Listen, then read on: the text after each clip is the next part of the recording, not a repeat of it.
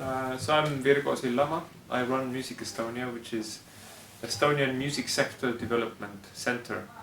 We're a membership organization of Estonian music companies, and our main mission is to help the music ecosystem to develop in all of its aspects, you know, what's necessary. So we do a lot of capacity building, like training, we have mentoring schemes, we've had workshops, seminars, that sort of thing, and we also do international work, going to trade fairs, being present, and then of course a lot of collaboration projects in order to strengthen the networks of Estonian artists and music companies and professionals with the international network.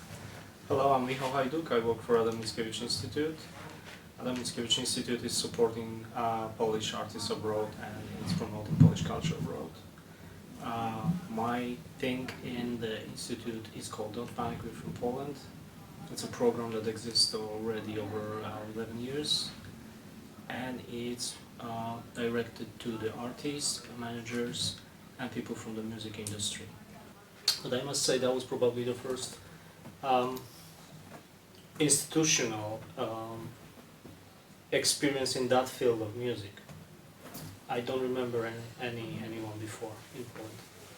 I'm Astrid and I'm like executive manager at Musikcentrum Syd, which has an office in Malmö in Sweden. We try to support strategically, help our musicians to become better business people, entrepreneurs, innovators, and also be some sort of a network and a center for networks and knowledge about practically everything that musicians need in their daily life. We, I think, have always, since the beginning, 2014 we started, I think since the beginning it's always been the issue here that we have mainly, so to speak, independent artist scene. So not so many companies, artists very often have to do everything by themselves. They lack time, they lack knowledge, skills and experience, and also networks.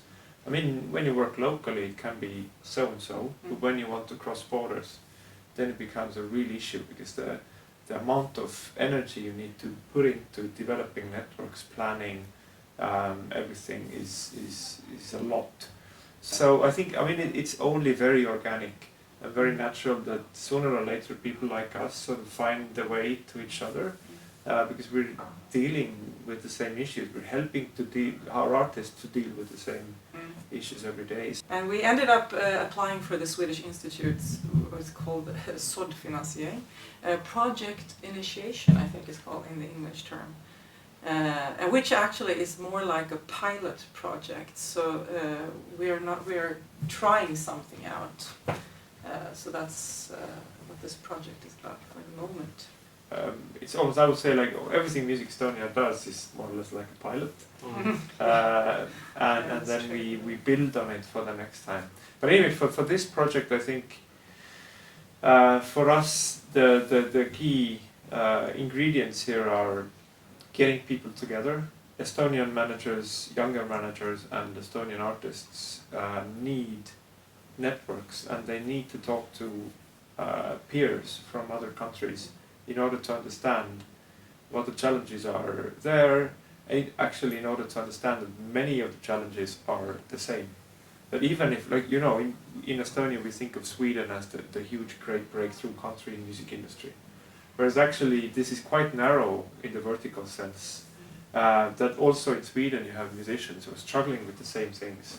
Also Poland has the same musicians struggling with the same things. So I think the first step is to expand their minds in a way, to understand that they are not the only ones having these challenges, and then you can build a readiness to try and tackle these, and then it's sharing experience and sharing knowledge, and I think the idea within this project of trying to figure out how could we build a toolbox that contains useful tools to help them find stuff out on their own and really help them to develop their careers before finding face-to-face time with a mentor. I think that really spoke to us as well.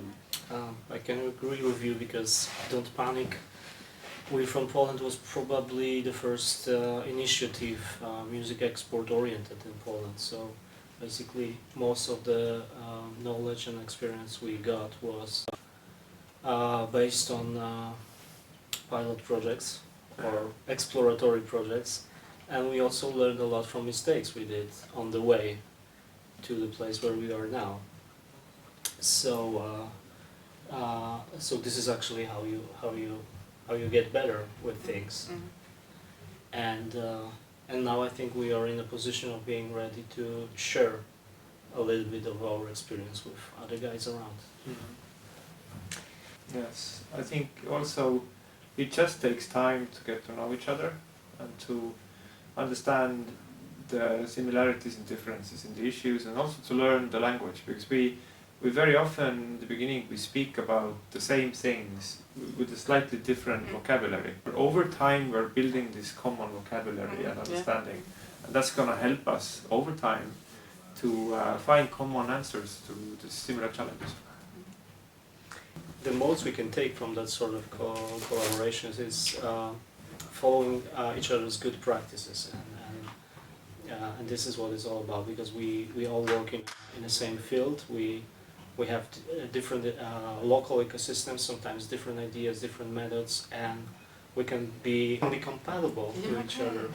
And I think this is what the biggest value of relationships, because these are relations, and we can rely on each other. We can always ask each other. We can fuel each other with some ideas and inspiration sometimes. We actually started to believe like we can have a real partners around us and get some support, because we've been based to be a support body. So we are in a way self-sufficient, but this is not the way to do the things, because if you are in a network, you can do a lot of more. So I think maybe for us at Music Estonia, what this particular collaboration project, Baltic Artist development, can bring is to have meetings with artists and managers, offer them a program, offer them a topic, a discussion format, and then seeing how they actually react. And it's very different when we have only the Estonians in the room. Yesterday had the copyright discussion. You know, when the first event happened in Sweden, and Martina, who's our project manager for this, came back, we had a number of conversations around, like, how can this be possible that we've done so much work around explaining the whole thing, and it's still so confusing. So we have to find, again, new and better ways to open the topic. So again, I mean, this is a very concrete example in terms of we had this opportunity to get these people together, learn from them what they need to know. Now we try to give them what they want to know.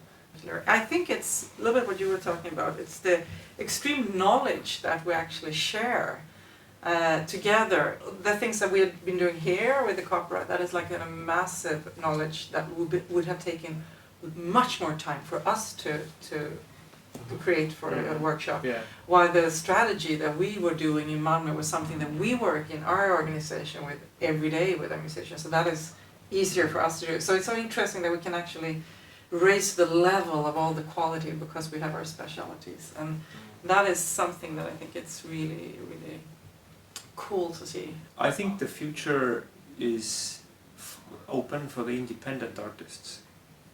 That means artists and managers need to take care of business. It's less and less about big companies. So it's more and more about people staying sharp and staying on top of their own business. That's a lot of new skill sets to be had, but I don't think, you know, in the future most artists get away with not having them. So it's like, you'd better get learning. So I think the next chapters would definitely be like, let's bring Latvia, Lithuania, Finland, let's bring all these countries in, because we now know already what we're doing, we can build on this.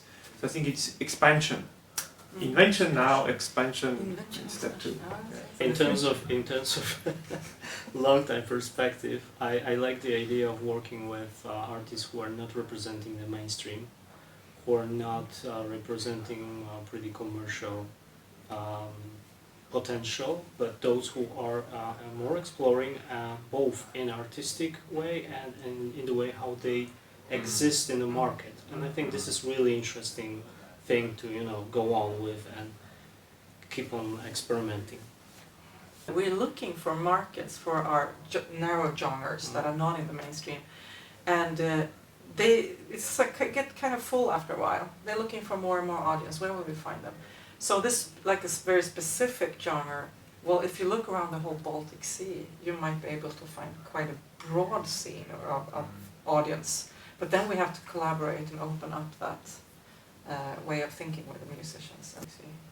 The Baltic Sea is a very good geographical focus, expansion around the Baltic Sea to bring everybody in on the same market. To the artists from Baltic 8, I would say keep the contacts alive and kicking. Mm-hmm.